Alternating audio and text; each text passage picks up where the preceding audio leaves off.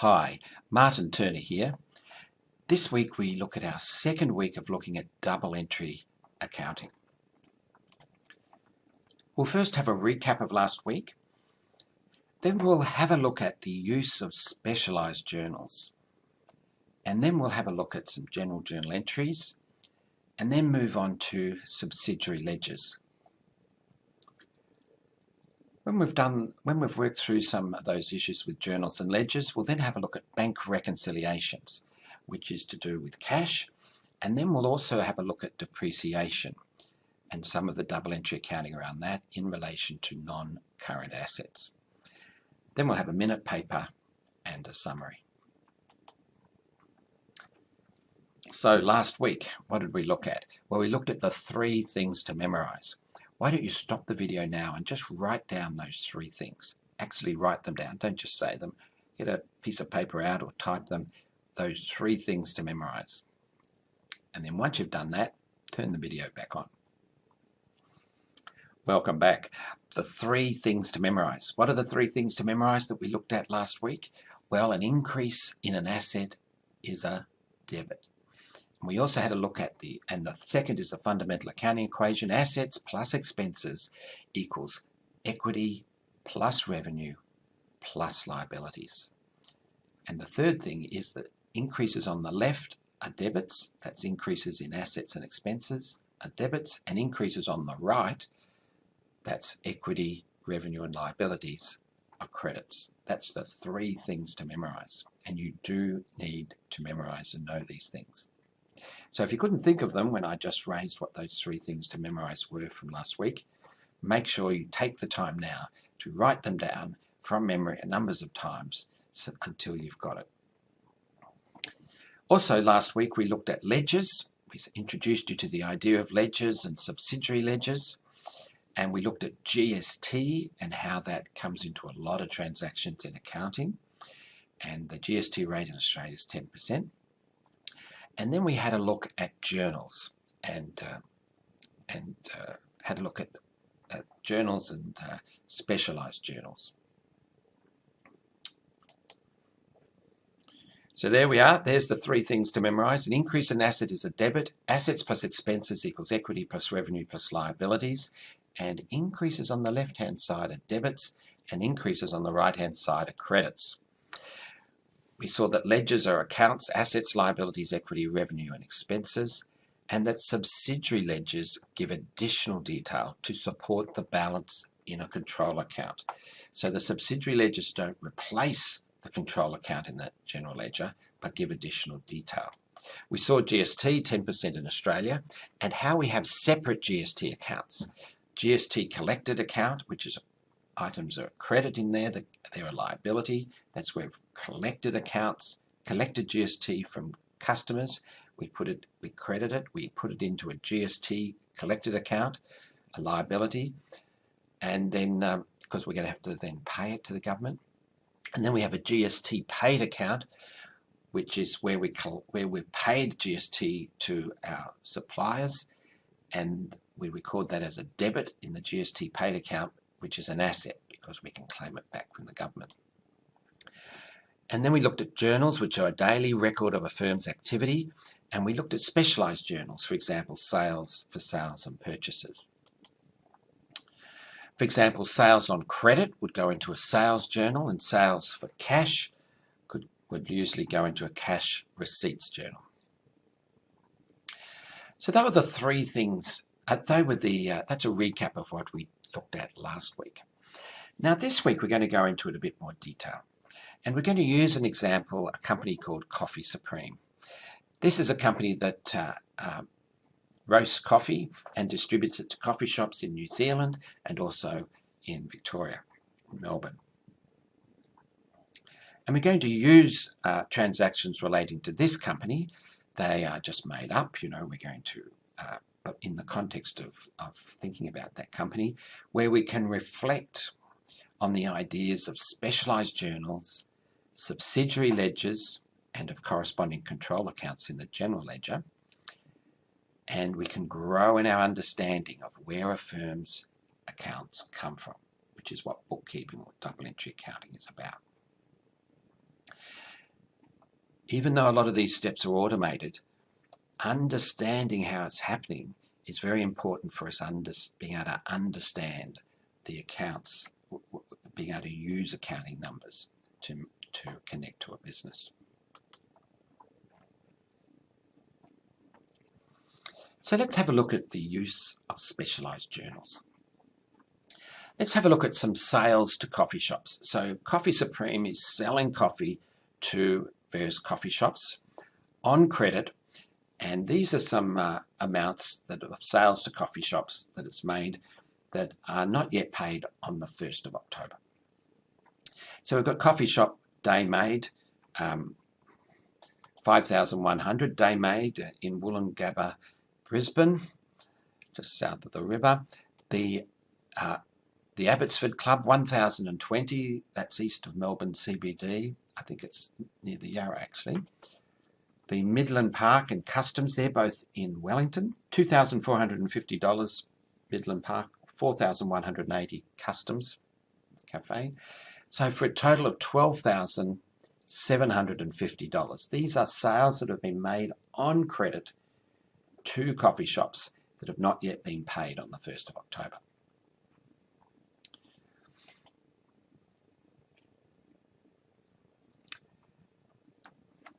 Now, as Coffee Supreme makes sales on credit to each coffee shop, it raises invoices on the day that the coffee is supplied to the coffee shop. And then the coffee shop pays for the coffee by direct electronic payment from their bank account to Coffee Supreme's bank account. And when they do that, a receipt is sent electronically to each coffee shop. So here we've got a list of transactions in October where Coffee Supreme is making sales to these 4 coffee shops and also receiving cash from them as well. You can see on the 2nd of October there's an invoice that Day Made has today made for $1,800, and we saw that the Coffee Supreme raises this invoice when it delivers the coffee to Day Made. That's when it's recognising the transaction as occurring. The economic substance has occurred because the coffee has been provided to Day Made. And we saw that accrual accounting, we look at the transaction, we include them in the accounts when the economic substance occurs.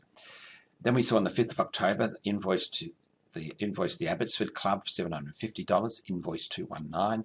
Then we received some cash on the 12th of October, $3,000 from Customs, receipt 129. 14th of October received $750 from the Abbotsford Club, receipt 130. 17th of October we invoiced Midland Park for $1,100, invoice 220. Then 21st of October another invoice to Customs. 22nd October received from Cash Day Made. 22nd October received cash from Customs Cafe. 24th of October received some cash from Midland Park. And then 31st of October we invoiced Day Made.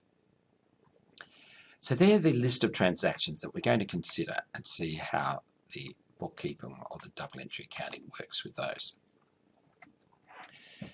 Now we're going to use specialised journals. Now as we saw, these sales are all made on credit. And so we're going to use a sales journal. So all our credit sales are going to go into a sales journal, and the payments from customers, from coffee shops, that's going to go in the cash receipts journal. And we saw that all these cash payments are coming electronically from the coffee shops to the bank account of Coffee Supreme. So let's have a look at that first transaction. 2nd October, Coffee Supreme invoiced Day Made Cafe for $1,800, invoice 2118. So here we put in the sales journal, and the sales journal records the date of sale, 2nd of October, the name of the customer, Day Made, the invoice number, 218. We put that in so that we can easily look up the invoice for any particular sale. So this is all electronic, so we'll be able to click on the 218 just there, and that would take us through to the invoice, which could have all sorts of further details. We put in the amount debited to the ledger account, accounts receivable, $1,800. So there's the accounts receivable. We put that in there, $1,800. So that's the amount debited to accounts receivable. It's a debit because it's an increase in an asset. Accounts receivable is an asset. And we know that increases in an asset are a debit. We know that from the three things to memorize. If you don't know that yet, you need to memorize the three things to memorize. Trust me. And then, so we put in the 1,800 in accounts receivable. It's a debit. And then we put the amount for revenue, credited to revenue, $1,636.36 and $163.64 to GST collected account. You can see that the GST is not included in the revenue, but it is included in accounts receivable. So there's our sales journal for that credit sale. The next transaction is on the 5th of October, where we invoice the Abbotsford Club for $750, invoice 219. Now you can see we've got the date, 5th of October, the details, that's the customer, the Abbotsford Club, the invoice number 219, the accounts receivable, debit $750, the credit to revenue $681.82, and the GST $68.18. Again, you see how GST is not included in the revenue account. That's exclusive of GST. But the accounts receivable is the full amount, $750, which includes the full amount, which includes GST. That's the amount we need to get back from the customers. That 681 will be revenue, and the $68.18 will be the amount we need to pay to the government. Then on the 17th of October is our next invoice to Midland Park for $1,100, invoice 220. So you can see here we put in the date of sale, 17th of October, the name of the customer, Midland Park, the invoice number, 220. So we can easily look up the invoice for the particular sale. By clicking on that, there'll be a live link in the electronic accounts. The amount debited to accounts receivable, $1,100. The revenue, the amount credited to revenue, $1,000. And the amount credited to GST collected, $100. The next invoice is on the 21st of October to Customs Cafe, $2,250, invoice 221. And here we have it here in the sales journal, 21st of October, the date, the details of the customer, customs, the invoice number 221, the accounts receivable, there's the amount that we debited to accounts receivable, $2,250, the amount we credited to revenue, $2,045.45, and the GST, $204.55. And then our last invoice for the month, 31st of October, we invoiced Day Made for $2,150, invoice 222. And here it is in the sales journal. This credit sale, 31st of October is the date. There's the customer name, Day Made. There's the invoice, 222. The accounts receivable, we debited $2,150 to accounts receivable. We credited $1,954.55 to revenue. And then we also credited $195.45 to the GST collected account.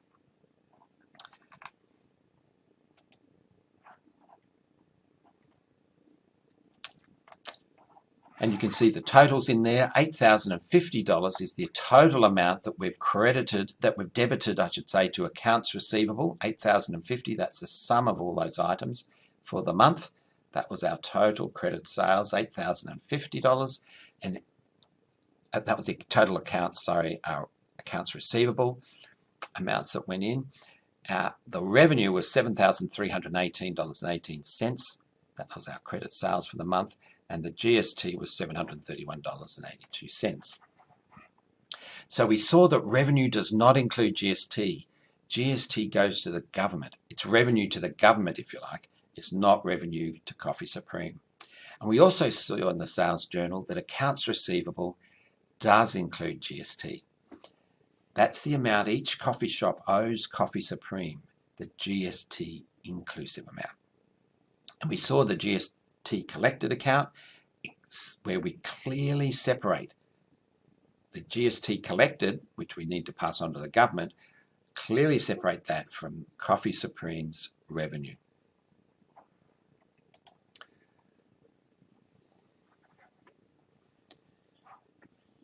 So that's what happens in the sales journal when the coffee is delivered and the invoice is provided to the customer. We record the sale, the credit sale, in the sales journal. But what happens now when the coffee shop pays Coffee Supreme for the coffee?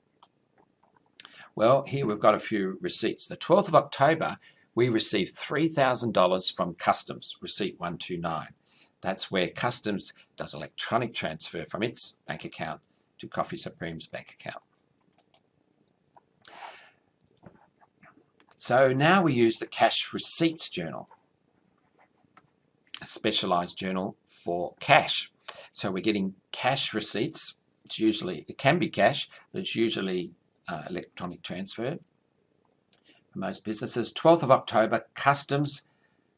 So we have the date, the name of the customer, the receipt number, 129. So we can click on that in electronic accounts and go through to the receipt and find out all sorts of details in there.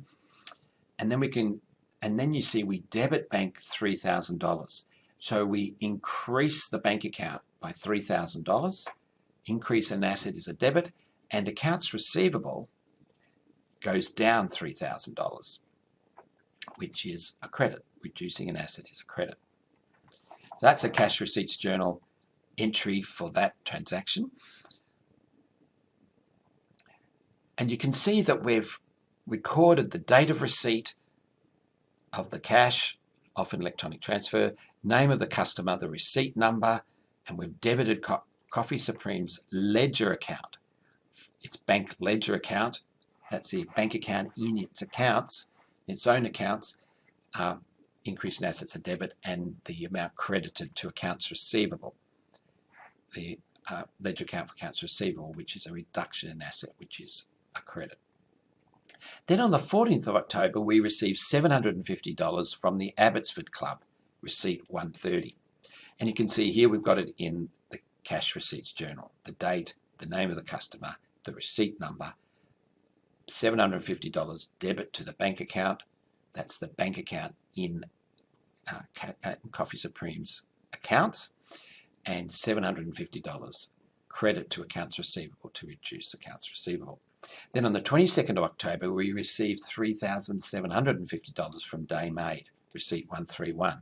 And you can see how we've got this in the cash receipts journal. Date, 22nd of October, Day Made, the name of the customer, 131 is the receipt number, bank account, debited $3,750. That's the bank account in Coffee Supreme's accounts itself, and then the accounts receivable is credited $3,750. The next cash receipt was on the 22nd of October, the same day, from $2,945 from Customs Cafe, receipt 132.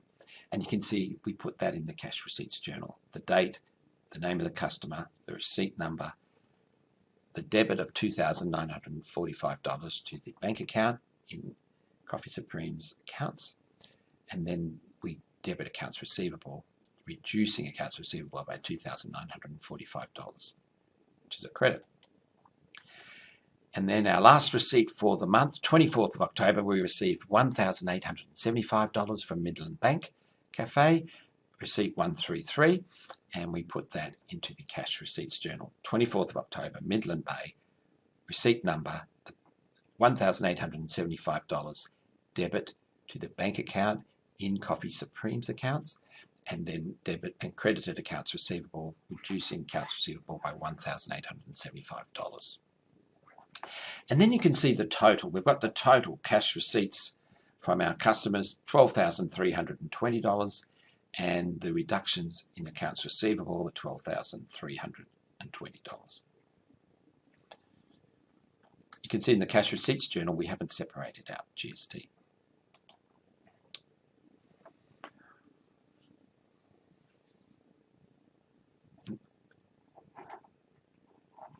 So that's what's happening in the journals. What's happening in the ledger?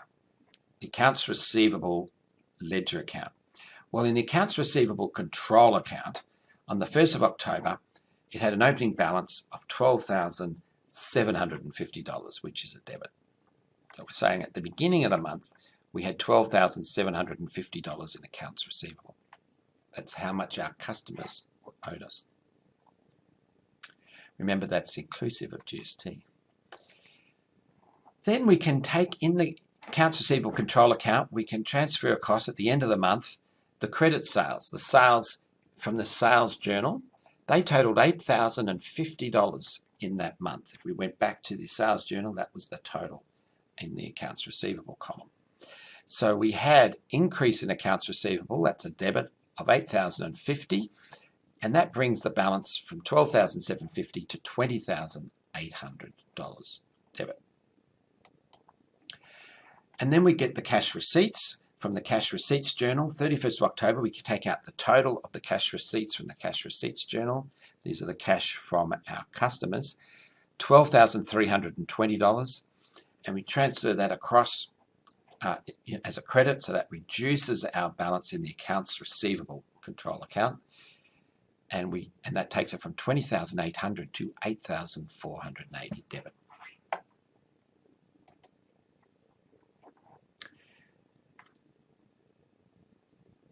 Now the accounts receivable control account records the date, the details of what the item is, the reference to the journal, sales journal, credit, cash receipts journal in this case, the amount, debit or credit, which debits increase accounts receivable, debits reduce it, it's an asset, and the balance after the transaction. So that's what's in the accounts receivable control account, the accounts receivable general ledger account,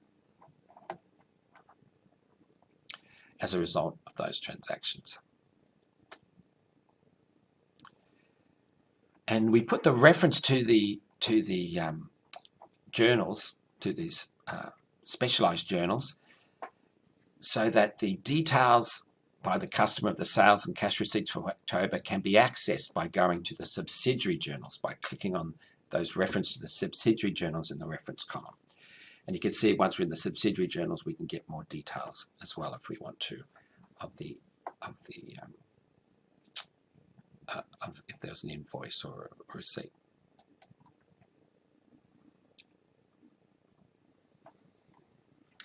So that's the control account in the general ledger for accounts receivable.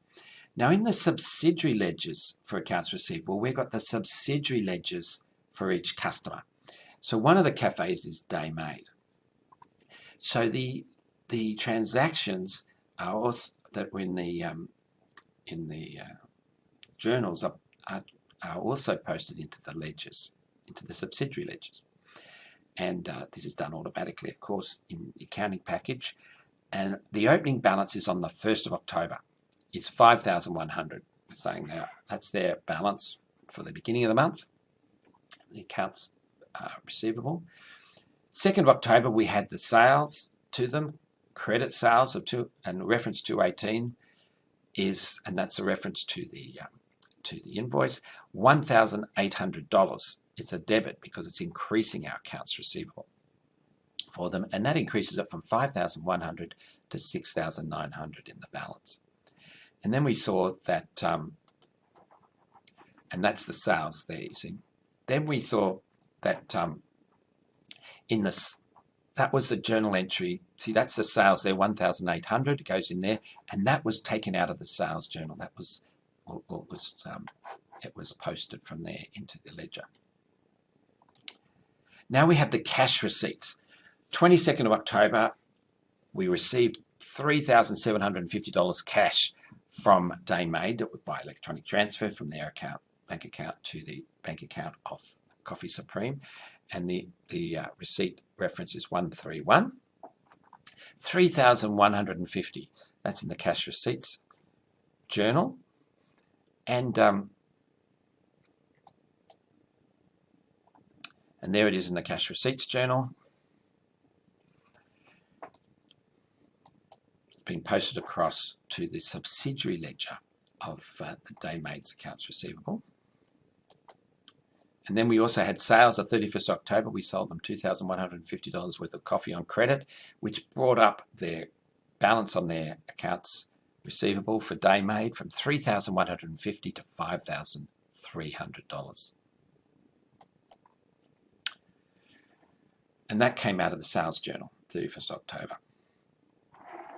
That was that's posted from the sales journal to the ledger, to the subsidiary ledger.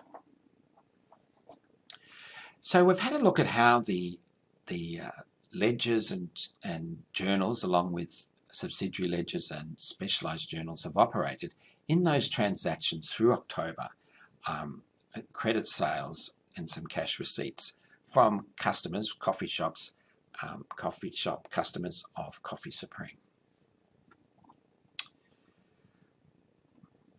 Now, from time to time, we're going to want to have a look at how we're going at collecting from our customers, because we're giving them the credit, but we've got to keep an eye on it to make sure they're paying us the cash in a timely way.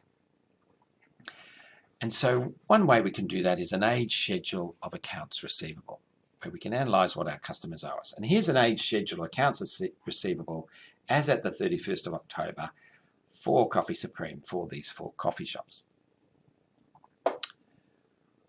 And so we saw the balances. Here's the balances in accounts receivable for these 4 coffee shops at the 31st of October.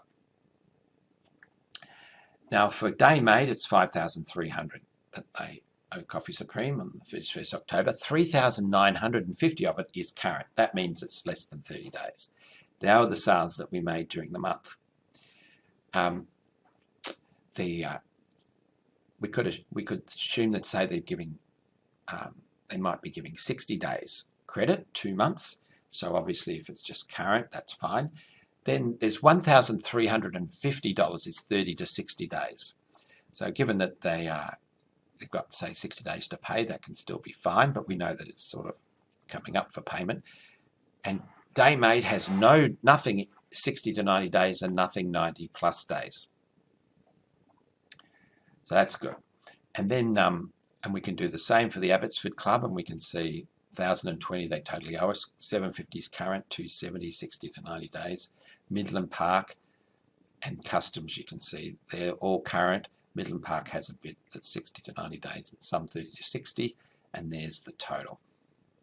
And we can see that there's the 100% of what they owe us, 8,480.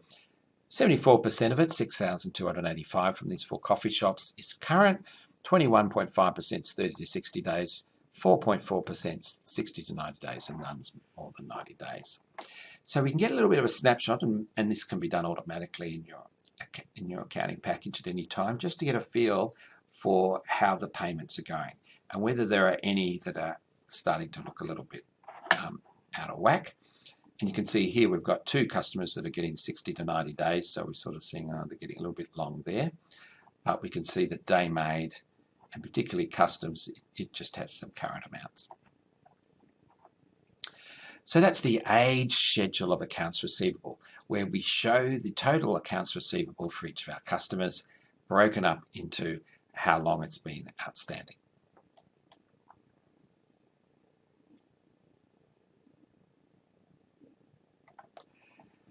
Now, we saw that the specialised journals, such as the sales journal for credit sales or the cash receipts journal, that when we put transactions into those specialised journals, there's no corresponding transaction in the general journal, which is unlike with specialised ledgers where there is.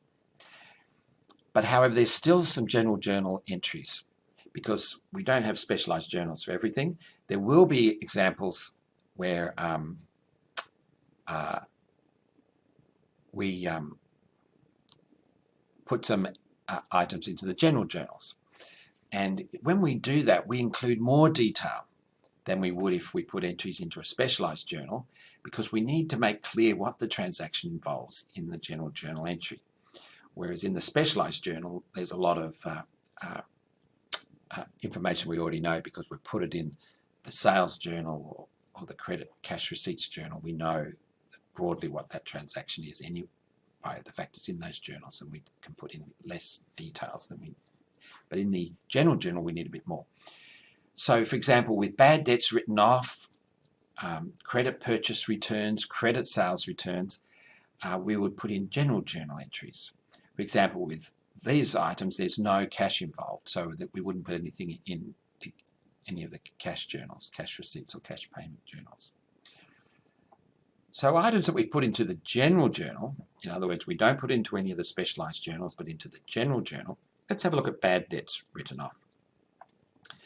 Let's say on the 31st of March, we wrote off, as a bad debt expense, $927.27.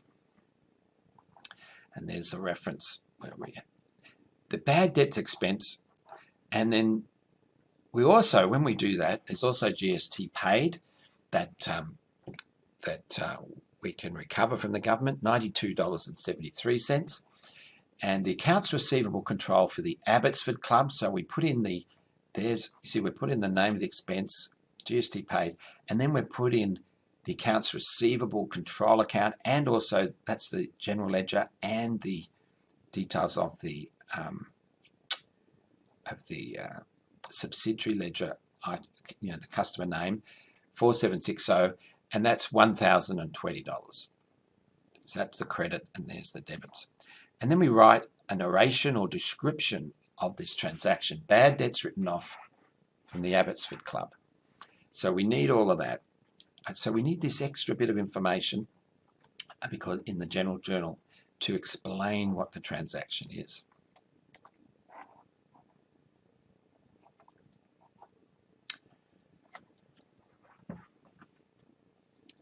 So we've taken you through the journals, ledgers and journals, and given you a sense of how they operate with the specialised journals and subsidiary ledgers. Let's have a look at bank reconciliations. Now, when we were looking at the cash receipts journal, we were recording transactions in the accounts, in our bank account. So transactions are also recorded by the bank as the transactions are processed through its bank account. So, for example, customers might do a direct debit, or there are all sorts of payments going in and out of their bank account. And so the bank is recording those transactions in its accounts, in its bank account. The bank reconciliation is to confirm that the firm's accounting records of its transactions, with its transactions involving its bank account, that they compare, is having a look at how they compare with the record of transactions in its bank account that the bank is holding. So these should be the same, but they're usually not. And for example, a customer might make an electronic transfer direct to a firm's bank account to pay an invoice, such as what we're looking at, but that may not have yet been included in a firm's accounts. So let's have a look at how bank reconciliations can work. Well, generally we will have some direct bank feeds. Increasingly, they're feeding into our bank account, to our accounting system each day, and so constantly, so we can do a bank reconciliation each day. So you can do this just in the beginning of the day. And this can be a very valuable thing to do because it keeps your firm's accounts live day to day. So the cash balance in your accounts will be live. It will be reconciled with the same as what's in your bank account. Which, if you let it go, then they can get different and apart. So this keeps your firm's accounts live day to day, and that can be a very powerful thing, so that you can be managing everything as it's happening. Now, differences can involve a lot of things, but when we do the differences, we enter adjusting journal entries. So when we're doing the bank reconciliation, we see a difference between our bank account or cash account in our accounts and the bank's bank account at the bank. We will do some adjusting journal entries, for example, bank fees or any other transactions that are different, into our accounts to bring them into line. Occasionally, it's rare, the bank might make an error, and then if that's the case, we can arrange with the bank to correct the error in its accounts, in the bank account, in its accounts it's holding in the bank account. Xero, one of the software packages for small to medium-sized businesses. Let's have a little look at a video that will take us through some elements of how that's done using Xero, how bank reconciliations are done using Xero.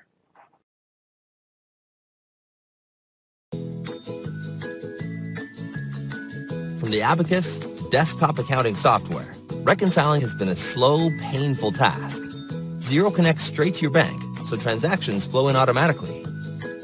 Instead of putting it off until month-end or tax season, start every day by checking the bank in Xero, and in a few taps, update the accounts. Once you've connected Xero to your bank, get started by selecting Reconcile. Xero remembers the last time you categorized a transaction, and will suggest the same details again. You can change whatever you need to, but if it's correct, go straight to OK. It's also easy to do this from scratch. Put in the name, select the right account, add a description, and OK. To speed things up, use bank rules. For example, click Create Rule on one of these parking transactions. Then set the conditions so the bank rule takes effect when you want it to. Now all parking expenses coming through are automatically completed and ready for you to confirm. For bank transfers, go to the Transfer tab and select the other bank account involved. If you're ever unsure what to do, leave a comment for your accountant or bookkeeper on the Discuss tab. They'll see you've left a comment for them the next time they log into Xero. This one is a check payment recorded in Xero a few days ago and has since been cashed. Xero looks at the reference and amount to make the match. Here's a receipt from a customer that's paying off multiple invoices. Go to Find and Match. Search for the customer or by invoice. Select the invoices that are getting paid. Use the split link for when you need to apply a partial payment to an invoice. Once the receipt is fully allocated to the invoices, click OK. Meanwhile, your accountant has logged in and completed the one you left a comment on earlier. And that's it. You're done for the day. It really is that easy to keep your transactions up to date in Xero.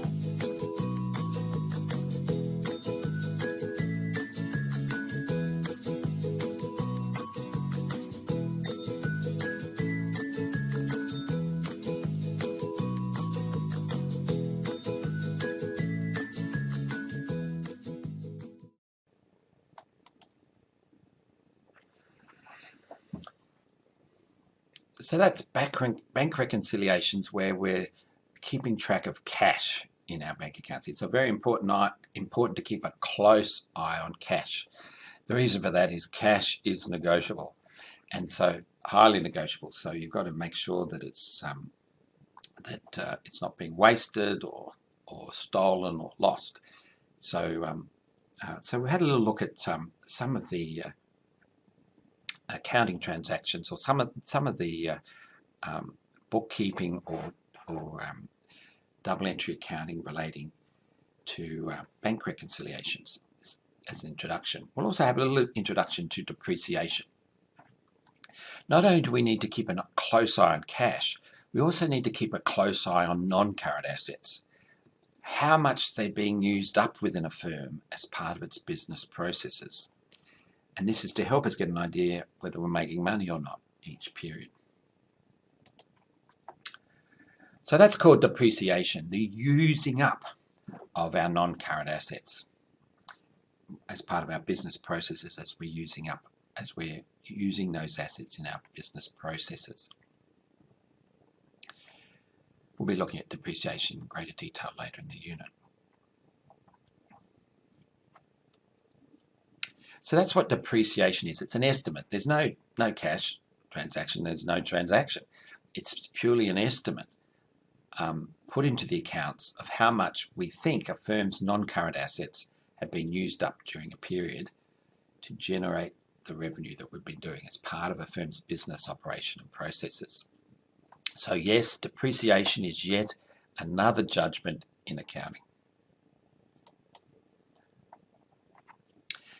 So one of the non-current assets of Coffee Supreme are its delivery vans. It has these cool looking silver Coffee Supreme delivery vans, which it runs around various cities, including Melbourne here in Australia, to deliver coffee.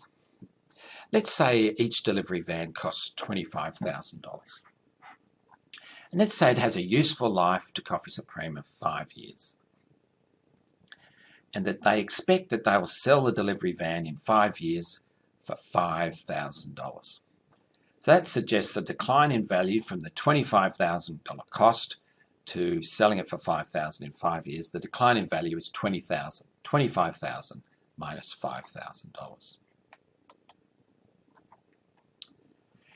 So we're expecting a decline in value of these Coffee Supreme delivery vans of $20,000 over 5 years.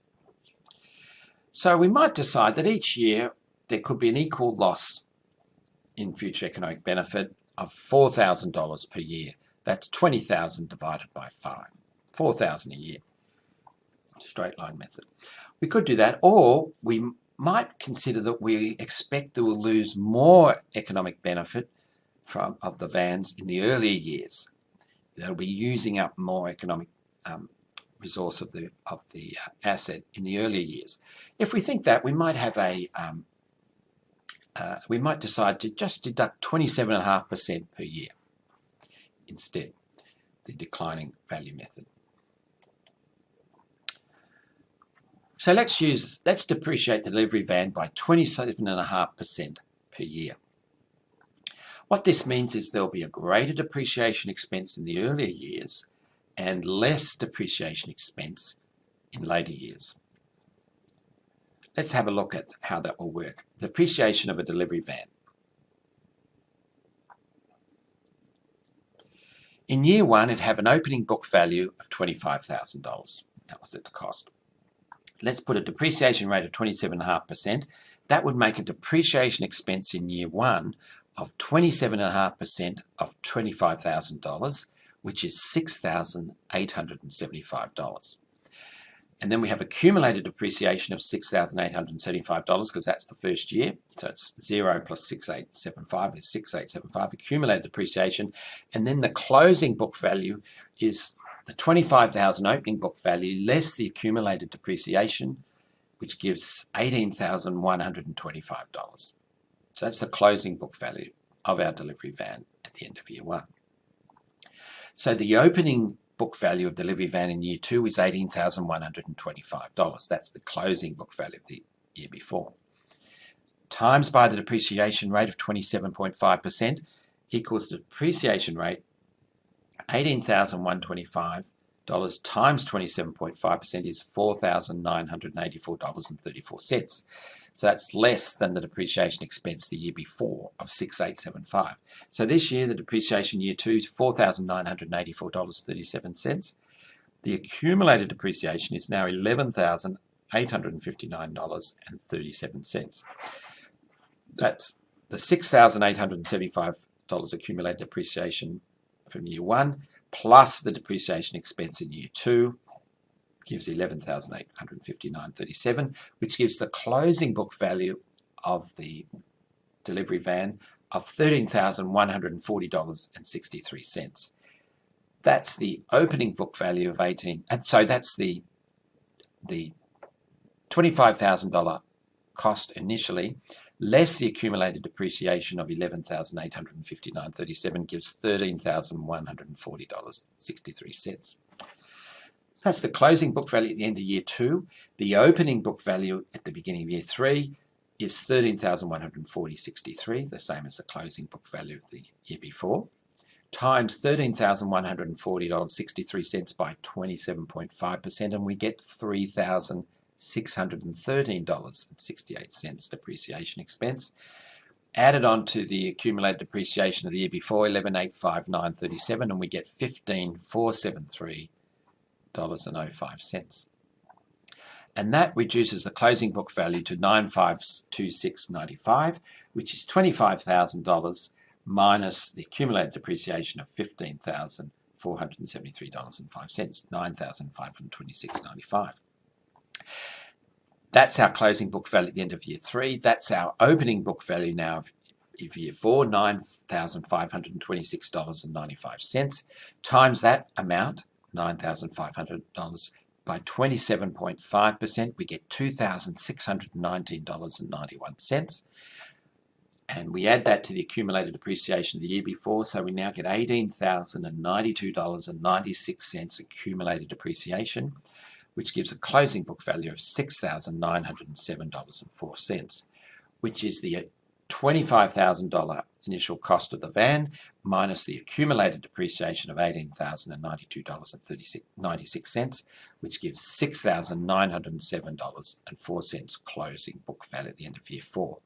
Now that is our opening book value for the beginning of year 5, $6,907.04, times by 27.5% equals the depreciation expense in year 5 of $1,899.44, added to the accumulated depreciation of the year before, and we get $19,992.40 accumulated depreciation, which gives a closing book value of $5,007.60, which is close to our estimate of what we could sell it for at the end of year 5.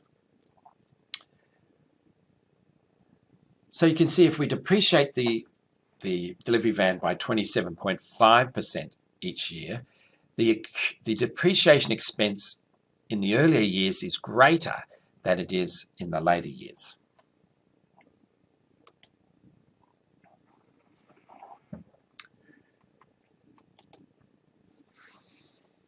So that's how we can calculate the depreciation expense each year, and then we can put it into our journals.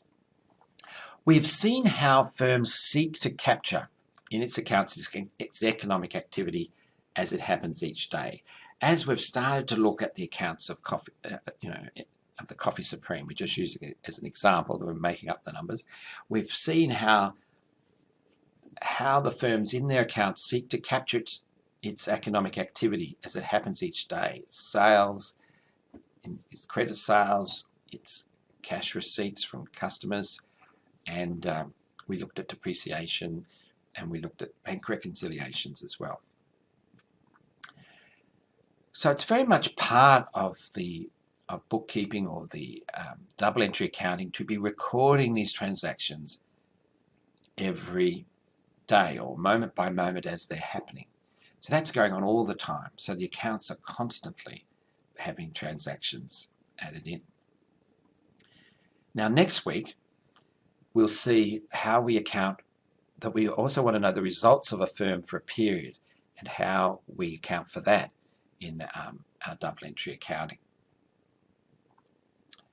We want to know the results for a period because we don't want to wait for the firm's whole life, which might be 100 years or 10 years or 20 years, before we know how it's going. We want to know period by period. So what we'll find as we look at next week is that firms report something different to what is in a firm's accounts on all other days of the period at the end of a period. So they'll be doing many changes to the accounts just for the day on which it prepares its financial statements. So that's what we'll be looking at next week. We'll have a look at answer these two questions now. Turn off the video and answer these two questions. What was the most important thing you learned today, and what questions still remain unanswered? Take a minute to answer these two questions. Well, welcome back. We can't discuss your answers to these questions because it's an asynchronous video, but it's very important to really reflect on what you're learning and not. It's a very, very valuable tool to just do each time you read materials, watch a video, or attend a class. So you should try it as we go through this term.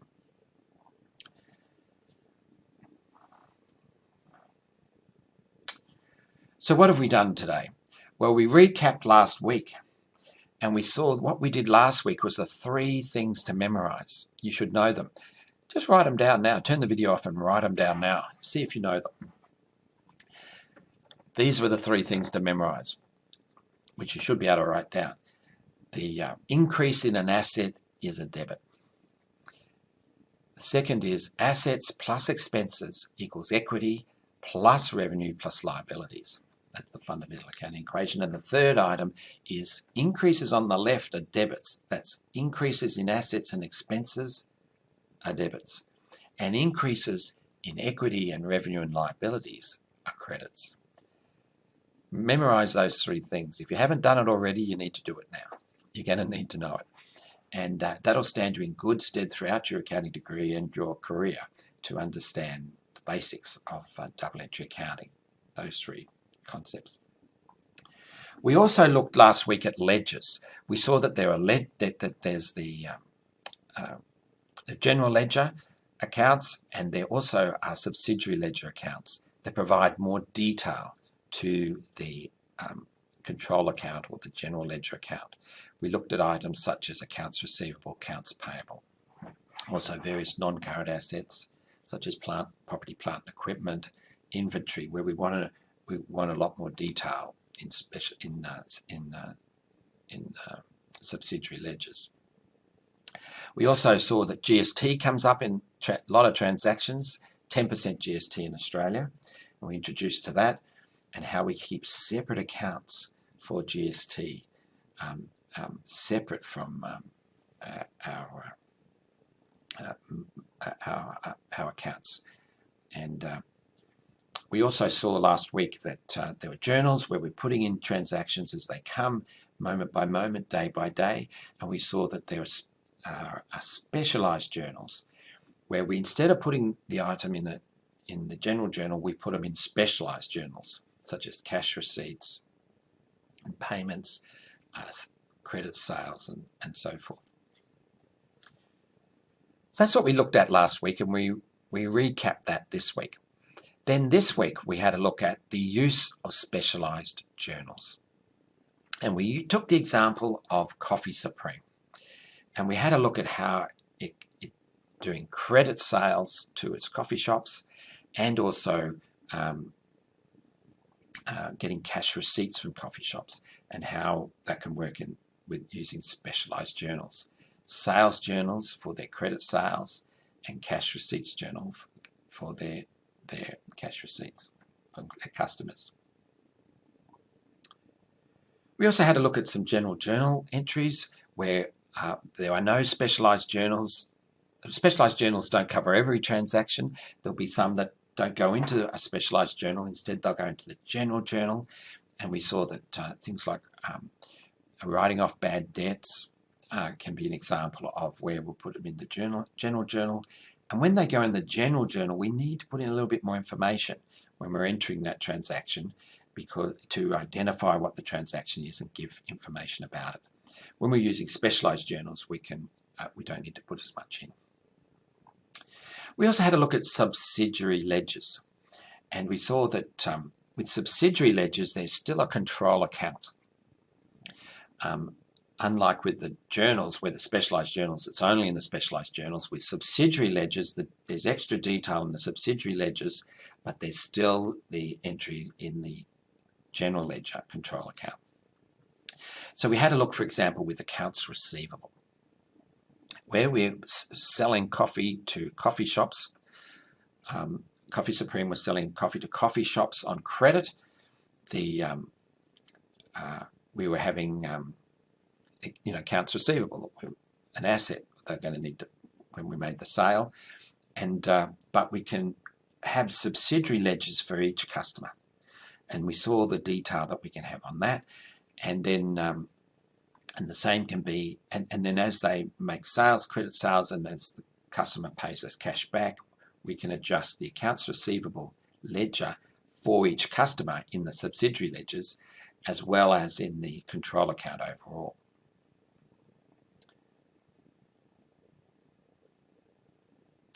Cash is a very important item for any firm. One of the reasons you've got to keep a close eye on it is all your employees are spending other people's cash. They're spending the firm's cash. You've got to keep an eye on it. But also, it's very negotiable, and so it's much more easily stolen than other assets you might have. So bank reconciliation is an important part in accounting, where we can keep track of our cash each day. We have a bank account in our accounting records, but the bank also keeps its own records of our bank account in its accounts. And so transactions can occur in the bank account directly that won't be reflected in our accounting records of our bank account. For example, when our customers, Coffee Supreme's customers, the coffee shops, gave a paid direct debit to the Coffee Supreme's accounts, paid by electronic transfer, that will be in our bank account with the bank, but not reflected in our accounts. And so we need to be constantly doing these bank reconciliations. Best to do them, say, at the beginning of each day, and you can keep your accounts live that way. So then your cash balance will be the same in your accounts as it is in your bank account. We also had a look at depreciation, non-current assets. Non-current assets also are very important assets to keep track of, and particularly we want to keep track of how much we're using them up, how much assets have the potential to provide us with economic benefits, as we saw in the definition of assets earlier this term. They can, and how much of that potential economic benefit, that economic resource, are we using up in our non-current assets each period? And depreciation is our estimate of that, and we saw how we can account for that. So that's what we looked at today, and that was our second week of looking at double entry accounting. And we saw that next week, so we've been looking at how the transactions are recorded each day. Next week we'll be looking at, in the video next week, we'll be looking at how we record, we're interested in looking at the performance of a firm in a period. And we're looking at the changes that we make to the accounts for the day at the end of each period. Bye for now.